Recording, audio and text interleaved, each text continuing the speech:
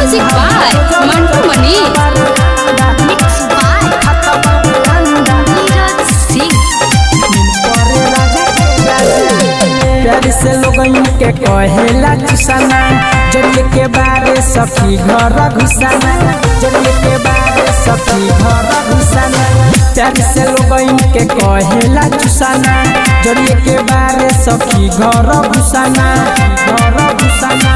तेल लहसुन गरम करके मलले तक कलाई में, ठंडा भर खा ले सखी रोज अंडा, दिन परे राजा के रजाई में। ठंडा भर रोज रोज खाता बारे अंडा, दिन परे राजा के रजाई में। DJ Manish Raksol. परे राजा के रजाई में। ठंडा भर रोज रोज खाता बारे अंडा, दिन परे राजा के रजाई में। यूट्यूब खाली देखेले सखी भीऊ, कमर में ओढ़ी के पिए रोज घीऊ।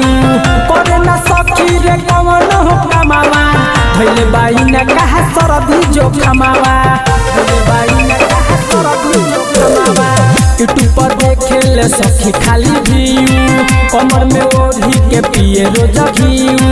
करे ना सखी कमन रे कमावा, भइले बाटे इनका सरदी जो खमावा। धर्म करम सखी कैसे चली, मन लागेला न कमाई में।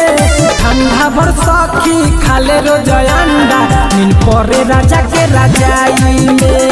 ठंडा भर सखी खाले रोज अंडा, दिन परे राजा के रजाई में। DJ Manish Raksol. परे राजा के रजाई में। ठंडा भर रोज रोज खाता बारे अंडा, दिन परे राजा के रजाई में। अर्जुन प्रेमी नीरज सरवन हो, बाटे हमारा सखी गजन हो। लाइटर रवि के का हम बताई, लकी सुधाकर दुख हमारो हटाई, लकी सुधाकर दुख हमारो हटाई। अर्जुन प्रेमी नीरज सरवन हो, बाटे हमारा सखी गजन हो। लाइटर रवि के का हम बताई, लकी सुधाकर दुख हमारो हटाई, हमारो हटाई।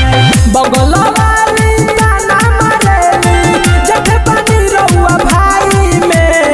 ठंडा भर खा ले रोज रोज अंडा, दिन परे राजा के रजाई में। ठंडा भर सखी खा ले रोज रोज अंडा, दिन परे राजा के रजाई में। Bina Recording Studio, Motihari.